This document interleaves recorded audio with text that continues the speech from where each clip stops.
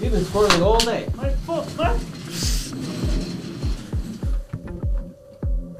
I built an app to stop doom scrolling. Hi, I'm Salar and I'm excited to announce Powermate. Powermate helps you stay productive by setting limits on your most distracting apps. Once you hit those limits, you can't just bypass them like we usually do. You actually have to ask a friend for an extension, keeping you accountable for the screen time limits you set for yourself. Let me show you a quick demo how it works. First, you set a limit for the app of your choice. In this case, I'm gonna choose X. Then you set a time cap before the app gets blocked. I'm gonna choose 1 hour here. Then once you hit that limit, the app will get blocked like I have now on Instagram here. And if you need more time, you'll come to the group tab, open your group, click on plus icon, request time extension, select the app you want an extra time, click on how much time you want, and add the reason why you need this. My friends will get a notification once they accept it, then I'll get another 15 minutes on Twitter. The app is live now. Drop a comment below for the link.